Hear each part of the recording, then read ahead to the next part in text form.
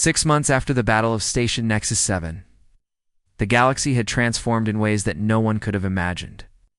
Captain Lee Daeho stood on the observation deck of the massive starship that had grown from his original mining vessel watching. The construction of New Sanctuary, humanity's first official capital in space, ship around him was no longer recognizable as the small mining vessel that had answered a desperate call for help. It had become a living fortress that pulsed with energy drawn from dimensions beyond normal space. The hull was made of materials that existed in multiple realities, simultaneously providing protection that conventional weapons could not penetrate. Status report, he asked Commander Park Min-ae, who now served as his fleet coordinator. Her abilities had evolved to the point where she could communicate with thousands of human vessels simultaneously across the Galaxy 47 void. Hunter incursions stopped in the past week, she reported. Human response teams are now stationed at strategic points throughout the galaxy, and our response time to new threats has improved to less than 12 minutes through the viewport. Daeho could see the incredible sight of New Sanctuary taking shape. The space station was unlike anything the galaxy had ever seen, growing organically, like a living organism as human. Engineers worked with technologies that seemed to blend science with art. The construction is proceeding faster than projected, reported engineer Kim Tae-sung, who had become the chief architect of humanity's new infrastructure. The station is growing itself now, using techniques that I understand but cannot fully explain. Dr. Choi Hai-jin approached carrying a data tablet filled with information about the genetic awakening spreading throughout human space. Captain, the transformation is complete. Every human in the galaxy now has access to their full capabilities, and the results are remarkable. She showed him charts and graphs that displayed the incredible changes taking place in human society. Agricultural output has increased by 3,000% as farmers learn to grow food using techniques that work with the fundamental forces of life itself. Educational systems have been completely revolutionized, she continued. Children are learning advanced mathematics and physics through direct mental connection with their teachers. Knowledge that once took decades to acquire can now be shared in minutes. Navigator Oh Jinwoo was monitoring the positions of human fleets throughout the galaxy using his enhanced vision that could perceive multiple dimensions simultaneously. Captain, our defensive network is now complete. We have early warning systems that can detect Void Hunter movement from beyond the galactic rim. What about the alien populations? Daeho asked. How are they adapting to our new role? Min-ae consulted her reports. The reactions vary greatly. Some species, like the Zephyrians and Krellians, have embraced our protection and are working closely with our forces. Others are frightened by the sudden change in the balance of power. The Galactic Council has officially recognized humanity as the primary defense force for the galaxy. She continued, they have granted us authority to coordinate all military operations against Void Hunter threats through the communication network that connected all awakened humans. Daeho could sense the incredible scope of what his people had become. Mining crews had become space marines with abilities that surpassed any military force in galactic history. Cargo haulers had transformed into mobile command centers that could coordinate the defense of entire star systems. Teachers had become strategic planners who could see patterns and connections that helped predict where the next Void Hunter attack would come. Captain Ginwoo called out, long-range sensors are detecting massive movement in the dark spaces between galaxies. The main Void Hunter force is beginning to move toward our galaxy. Taesong studied the sensor data with his enhanced understanding of space-time mechanics. Based on their current trajectory, they will reach the Outer Rim colonies in approximately 3 weeks. The final battle is approaching. Dr. Hai-jin was analyzing the medical readiness of human forces throughout the galaxy. Our people are prepared physically and mentally for what is coming. Every human now carries the accumulated knowledge and experience of the progenitors, but we are not the same as our creators, Daeho said, feeling the truth of these words deep in his transformed consciousness. We have something they did not have.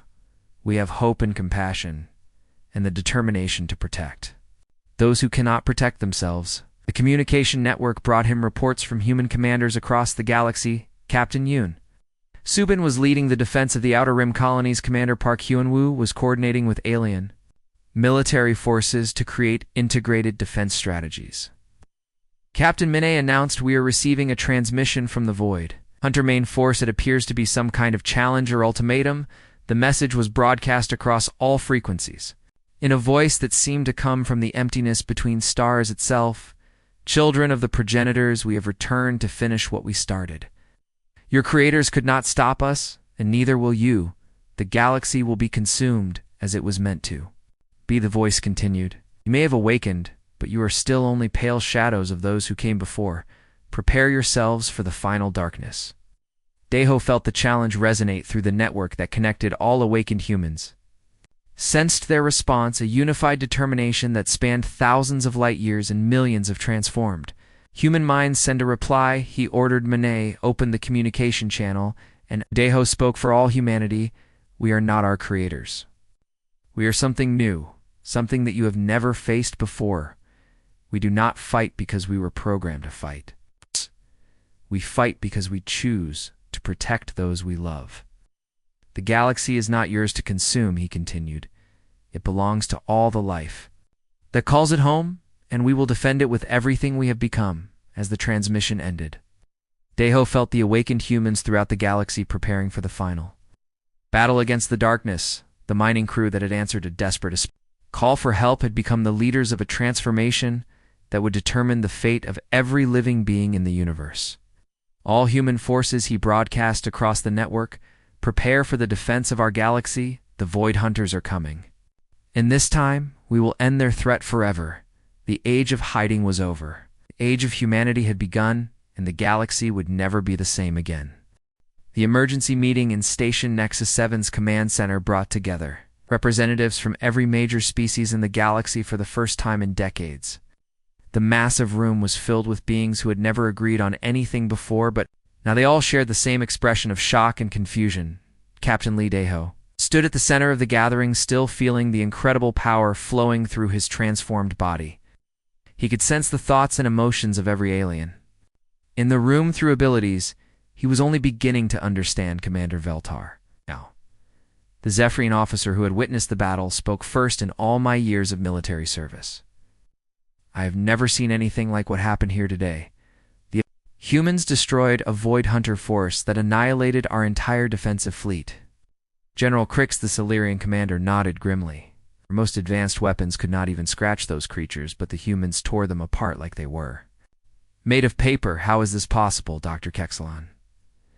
An elderly Zephyrian scientist who had spent decades studying ancient ruins throughout the galaxy stepped forward with a data tablet in his hands. "I believe I can answer that question." The station's AI has been analyzing the human genetic code and comparing it to data from progenitor archaeological sites. The progenitors were the legendary ancient race that had once ruled the galaxy. Before mysteriously disappearing millions of years ago, they had left behind ruins and artifacts that contained technology far beyond anything the current civilizations could understand. The AI has made a discovery that changes everything we thought we knew about the humans. Dr. Kexalon continued, "They are not a naturally evolved species. They are artificial constructs created by the progenitors." The room erupted in shocked murmurs and gasps as the implications of this revelation sank in. Captain Deho felt the truth of these words resonating in his bones as more memories that were not his own flooded his mind. The humans were designed as the ultimate weapon against the Void Hunters.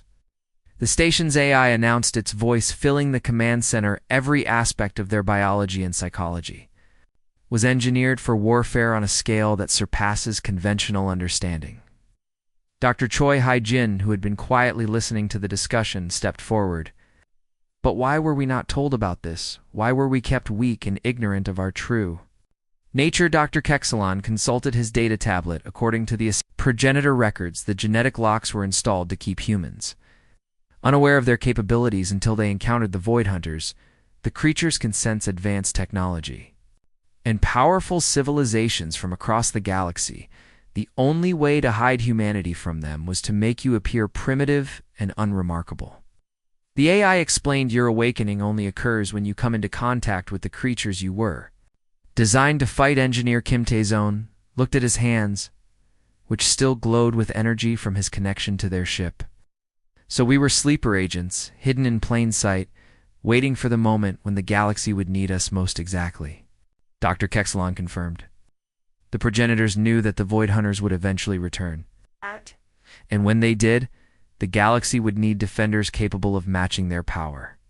Communication Officer Park Manet was receiving transmissions from human settlements across the galaxy. Captain, the awakening is spreading faster than we anticipated. Every human colony and ship is reporting the same transformation. Navigator Ojinwu was studying star charts with his enhanced vision. I can see human vessels moving throughout the galaxy, responding to Void Hunter incursions that have been happening for years without anyone knowing. The genetic programming is activating in all humans simultaneously. The AI reported within weeks, every human in the galaxy will have access to their full capabilities. A Krellian general named Thox raised his massive arm. But what does this mean for the rest of us?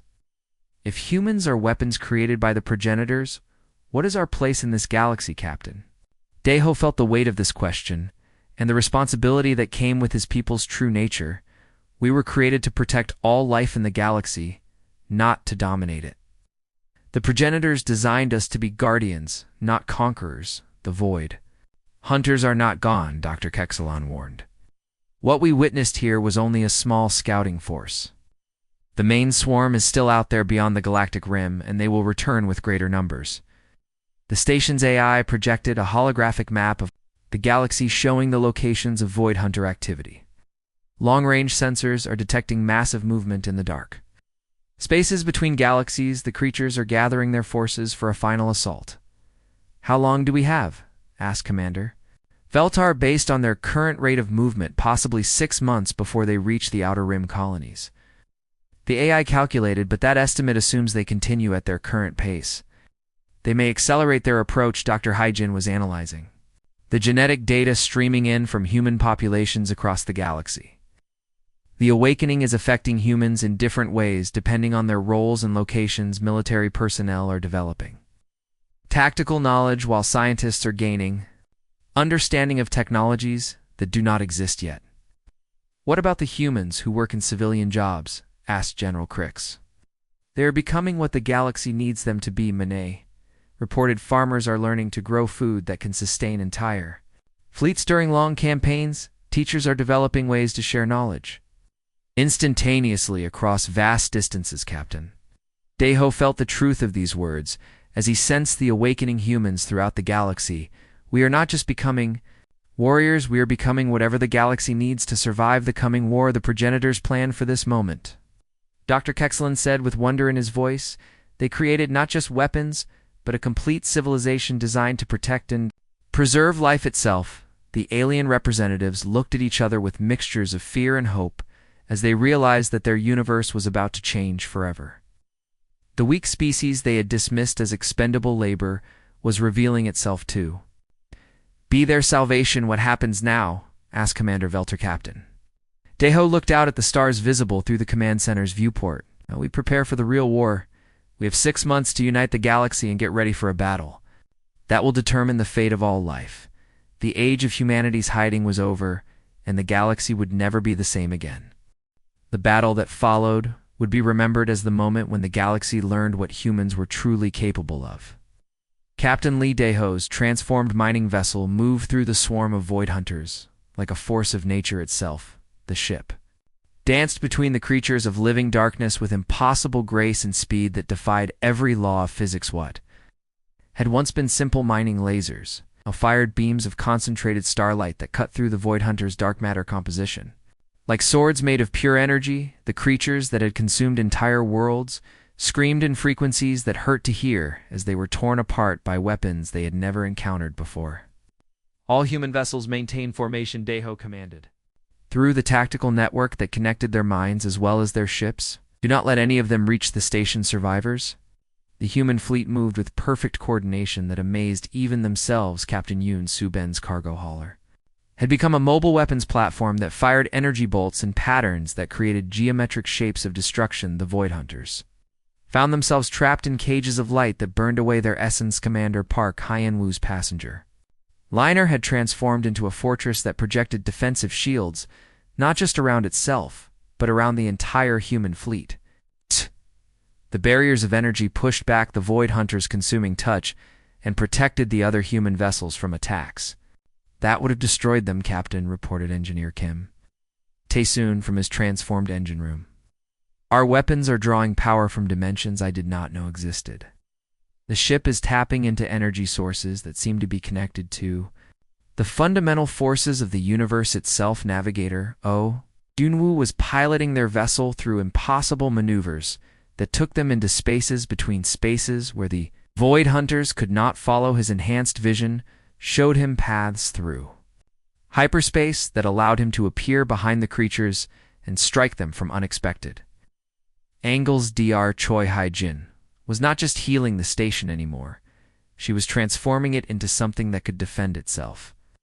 The damaged hull was growing. New sections that bristled with defensive weapons powered by the station's own life support systems. "I can feel the station's pain," she reported. "It is like healing a living creature that has been wounded. The metal and circuits are responding to my touch like organic tissue." Communication Officer Park Min-ae was coordinating with human ships across the galaxy, sharing tactical information instantaneously. Through connections that existed beyond normal space and time, her enhanced abilities allowed her to process thousands of conversations simultaneously. "Captain," she announced, "human vessels throughout the galaxy are engaging Void Hunter incursions everywhere.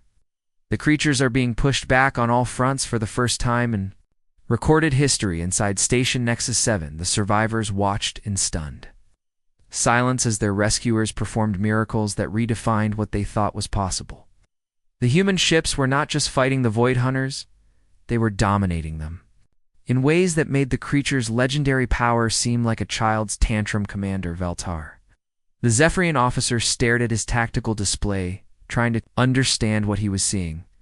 The human ships are not using conventional weapons or propulsion systems. They are manipulating space and time itself, as if reality were just another tool. General Crix had stopped trying to coordinate the defense because there was nothing left for him to coordinate. The humans were handling the entire battle with an efficiency that made his military training look primitive. "They are fighting like they have been preparing for this exact battle for thousands of years," he said to his aide. "Every move they make is perfect. Every decision is exactly right. How do they know what to do?" The answer came from an unexpected source. The station's advanced AI system, which had been analyzing the battle, suddenly spoke with a voice filled with wonder and fear. "I have completed my analysis of the human vessels and their occupants," the AI announced. "They are not using technology in the conventional sense. They are technology. Their bodies and minds are interfacing directly with their ships and weapons." The AI paused as if struggling to process the implications of its own discoveries. "The humans appear to be artificial constructs designed for warfare on a scale that surpasses anything in our databases. They are weapons that think and feel and dream." Captain Daeho heard the AI's words. Through his enhanced connection to the station's systems, he felt a moment of doubt as he wondered what he and his crew had become. But then he saw the survivors inside the station. Families huddled together in fear, and his resolve strengthened. "We are still human," he said to his crew. "We are just finally becoming what we were always meant to be." The last of the Void Hunters were retreating now, fleeing into the depths of space. Like shadows running from the dawn, the creatures that had terrorized the galaxy for millennia were abandoning their attack for the first time in recorded history. "Captain," reported Jinwoo, "the Void Hunters are sending out some kind of signal to their main force. It looks like they are calling for reinforcements." Tae-soon monitored the energy signatures coming from the fleeing creatures. "They are regrouping somewhere beyond the galactic rim, preparing for a larger assault. The battle we just won was only a small part of their forces." Hejin finished her healing of the station and turned her attention to the survivors inside. "The life support systems are fully restored, and the structural damage has been repaired. The station is now stronger than it was before the attack, as the human fleet took defensive positions around the rescued station." They could feel the awakening spreading to other humans throughout the galaxy. Every human ship, every human colony, every human colony, every human individual was beginning to understand what they truly were, Captain Min-ae reported. I am receiving reports from human communities across the galaxy. They are all experiencing the same transformation we went through. Military knowledge is flooding their minds, and their technology is evolving beyond recognition. Deho looked out at the stars, knowing that the galaxy was about to change forever. The weak species that had been used as expendable labor was revealing itself to be something far more powerful than anyone had imagined. Set course for the Galactic core, he ordered. We need to contact the Galactic Council and explain what has happened here. As the human fleet began its journey toward the center of galactic civilization, they carried with them the knowledge that they were no longer alone. The awakening had begun, and soon every human would know their true purpose. Age of humanity's hiding was over, and the real war against the darkness was about to begin. When the mining vessel Alpha 7 dropped out of hyperspace near Station Nexus 7, Captain Lee Deho and his crew saw a scene of destruction that filled them with horror and determination. The massive trade station that had once housed over 2 million beings from dozens of different species was being consumed by creatures that looked like living shadows. The Void Hunters moved across the station's hull like liquid darkness, flowing and shifting in ways that hurt to look at directly. They seemed to be made of pure emptiness that absorbed light and energy and matter itself wherever they touched. The station was being eaten alive, piece by piece, as the creatures devoured everything in their path. "Dear ancestors," whispered Navigator Ojinwu, whose enhanced vision could see the true scope of the horror. "There are thousands of them surrounding the station, like a swarm of hungry insects." The space around Station Nexus 7 was filled with the wreckage of what had once been the most powerful military fleet in the galaxy. Twisted chunks of metal floated in the void, all that remained of ships that had been state-of-the-art weapons of war. Just hours before, the mighty Zephyrian cruisers, with their advanced energy shields, lay broken and powerless. The heavily armored Krellian dreadnoughts that were supposed to be nearly indestructible had been torn apart like paper toys. Even the sophisticated Solarian science vessels with their reality-bending technology were now nothing but debris. Scattered across the darkness of space, Captain reported Communication Officer Park Minnie, whose enhanced senses were picking up transmissions from inside the station. There are still life signs detected in the central core of the station. Maybe 50,000 survivors are holed up in the most protected areas, but the Void Hunters are breaking through their defenses. The survivors were sending desperate messages on all frequencies, begging for help that they knew would never come. The galaxy's most powerful military forces had already been destroyed, and there was no one left to save them from the creatures that consumed everything they touched. Our Choi Hyjin was monitoring the life signs of the survivors with her enhanced medical abilities. "Captain, they have maybe 6 hours before the Void Hunters break through their final barriers. The creatures are eating through the station's hull and will reach the core soon." Engineer Kim Tae-zoon was studying their ship's systems with his new understanding of advanced technology. "Captain, our mining vessel is changing on its own. The ship is reconfiguring itself in ways that should be impossible." As they watched in amazement, their simple mining equipment began transforming into something entirely different. The basic mining lasers were becoming focused energy weapons capable of cutting through the darkness itself. The cargo holds were reconfiguring into launch bays for defensive drones that materialized from nowhere. The ship's hull was shifting and hardening, becoming armor that could withstand attacks that would destroy normal vessels. Their simple communication array was growing into a sophisticated command center that could coordinate with hundreds of other ships. "Is incredible," Taesong reported. "Our fusion reactor is now operating at 300% of normal capacity, but it is running cooler and more efficiently than ever before.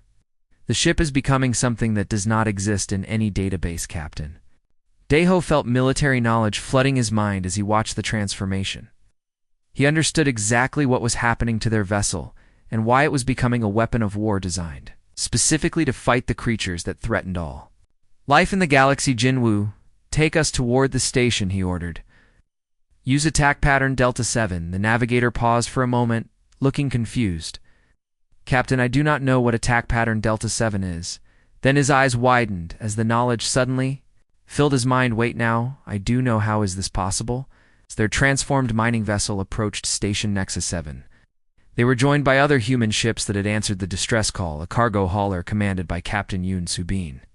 Emerged from hyperspace, bristling with weapons that had not existed when she began her. Gurney Commander Park Hyenwoo arrived in what had once been a simple passenger liner, but was now a mobile fortress, crackling with defensive energy shields that pushed back the Void Hunter's dark touch. A dozen other human vessels appeared, each one transformed from ordinary civilian ships into instruments of war. All human vessels, this is Captain Lee Dae-ho, he broadcast across the tactical network, that had spontaneously formed between their ships formed defensive formation. Omega Prime around the station, protect the survivors at all costs. The response was immediate and perfect. The human ships moved with synchronized precision that amazed even their own crews. They formed a protective barrier around Station Nexus 7, their combined firepower, creating a wall of light that held back the consuming darkness inside the station. The survivors watched their sensor displays in disbelief. Commander Veltar, a veteran, Zephyr, an officer who had fought in dozens of battles, stared at his tactical screen, incomplete. Shock, these readings cannot be correct, he said to his aide. Those human ships are generating more power than our entire battle fleet did at full capacity. How is this possible? His aide, a young Krellian warrior named Thox, pointed at the main display. Sir, the Void Hunters are actually retreating from the human ships. I have never seen them retreat from anything before today. They have fled from every battle until now. The human ships were not just defending the station, they were pushing back the Void Hunters with weapons that seemed to be made of pure starlight. The creatures of living darkness recoiled from the humans. Energy beams like vampires fleeing from the Dawn. General Crix, the Solarian fleet commander who had been trying to coordinate the failed defense, watched in amazement as the human vessels did things that defied every law of physics. He understood how. Are they moving like that? He demanded. Their ships are twisting through space in ways that should tear them apart, but they are getting faster and more maneuverable with every passing minute. Dr. Choi Hajin was doing something that should have been impossible. Even with her enhanced abilities, she was healing the station itself, using a combination of medical knowledge and engineering skills that had never existed before. Damaged sections of the hull were regenerating, and the station's power systems were coming back online. Captain, she reported. I can repair the station's life support systems and restore power to the areas where the survivors are trapped, but I need more time to understand how I am doing this. The battle was turning in their favor, but Captain Dae-ho knew that this was only the beginning. The knowledge flowing through his mind told him that the real war was just starting, that the galaxy would never be the same again. The mining crew that had left their station just 2 days ago no longer existed. They had become something that would change the fate of every living being in the galaxy. The awakening was spreading, and soon every human would know what they truly were. The mining vessel Alpha 7 jumped through hyperspace toward the distant Station Nexus 7, carrying its crew of 5 humans into the unknown. Captain Lee Dae-ho stood on the small bridge, watching the swirling colors of hyperspace flow past their viewports. Like a river of liquid starlight, the journey would take 2 days, and already strange things were beginning to happen. Engineer Kim Tae-sung was the first to notice something unusual happening to his body and mind. He had gone down to the engine room to check on their fusion reactor during the first day of travel. As he approached the complex control panel, felt his hands moving faster than they ever had before. His fingers danced across the controls with perfect precision, making adjustments that improved their engine efficiency by 30%. That is impossible, he muttered to himself as he stared at the readings on his screen. I just modified a fusion reactor in ways that should take years of advanced training to understand. The knowledge seemed to flow into his mind from somewhere deep inside him. He understood quantum mechanics and hyperspace physics that had always been complete mysteries before. Now he could see exactly how to optimize their engines for maximum performance. With minimum fuel consumption, Dr. Choi Hajin experienced her own strange awakening while conducting routine medical checks on the crew. She looked at Captain Dae-ho, and suddenly she could see exactly what was happening inside his body without using any medical equipment. She knew his heart rate, his blood pressure, the condition of every organ, and even the electrical activity in his brain. Captain, she said with wonder in her voice, I can see your complete medical condition just by looking at you. This should not be possible with current medical technology. She ran her hands over her medical scanner and discovered she could interface with it directly through touch. The machine responded to her thoughts rather than her physical commands.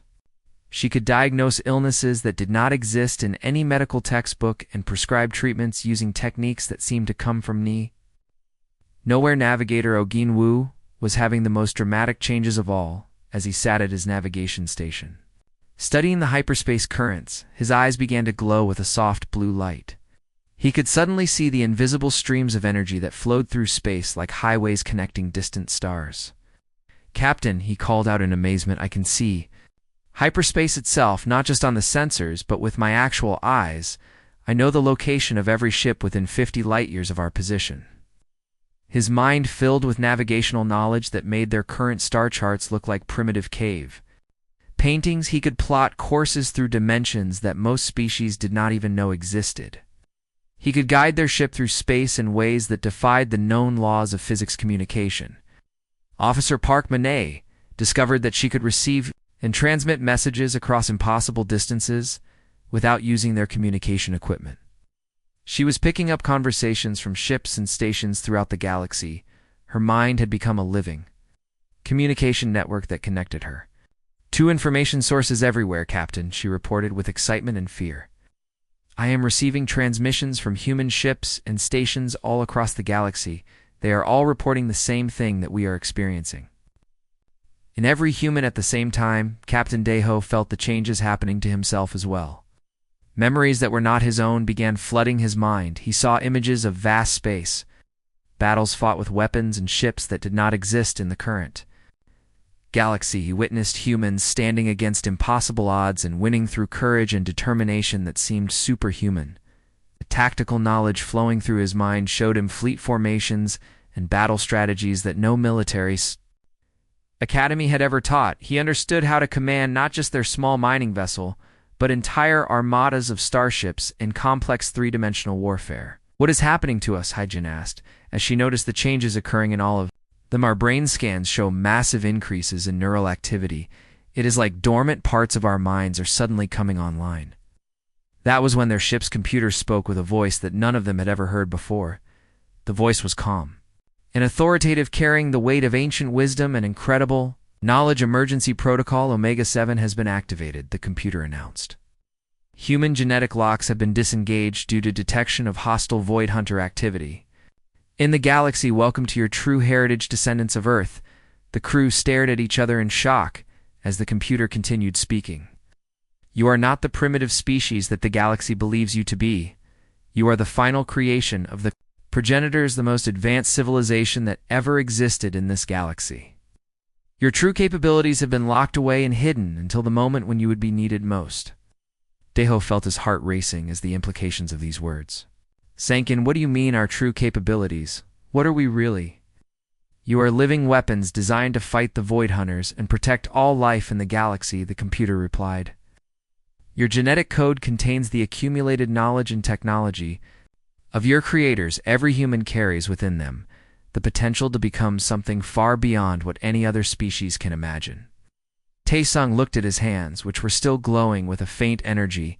"But why hide this from us? Why not tell us what we were capable of? Because the Void Hunters are drawn to advanced technology and powerful civilizations," the computer explained. "The only way to hide humanity from them was to make you appear weak and primitive. Your awakening only occurs when you encounter the creatures you were designed to fight." Manet was receiving more and more transmissions from human ships throughout the galaxy. "Captain, hundreds of human vessels are reporting the same awakening. They are all changing just like us. Ships that were simple cargo haulers and mining vessels are transforming into something incredible." Jinwoo studied the star charts with his enhanced vision. "I can see them, Captain. Human ships all across the galaxy are moving toward areas where Void Hunters have been detected. They are responding to threats that they did not even know existed yesterday. The awakening is spreading faster than anticipated." The computer noted. "Within days, every human in the galaxy will have access to their full capabilities. The balance of power is about to shift dramatically." Hyjin checked her medical readings again. "But are we still human? Or have we become something else entirely?" "You are more human than you have ever been," the computer replied. This is who you were always meant to be. The weak mining crew that left your station no longer exists. You are becoming the guardians that this galaxy desperately needs." As their ship continued its journey toward Station Nexus 7, the 5 crew members felt themselves changing in ways they never could have imagined. They were no longer simple miners, heading toward certain death. They were awakening to become something that would change the fate of every living being in the galaxy. Transformation was just beginning. Captain Lee Daeho floated in the small control room of Mining Station. Alpha 7 watching the endless dance of gas clouds around the massive planet below him. His coffee had gone cold hours ago. But he did not care because nothing interesting ever happened in this remote corner of space. The station was old and creaky, making strange noises that echoed through the metal corridors like ghostly whispers. For 3 months now, he had been stuck in this boring job mining rare crystals from the asteroid belt that circled the gas giant Kepler 4b. It was dangerous work that most alien species refused to do, because they thought their lives were too precious to risk. But humans were different. The galaxy saw them as expendable workers who could be sent to do the jobs that nobody else wanted.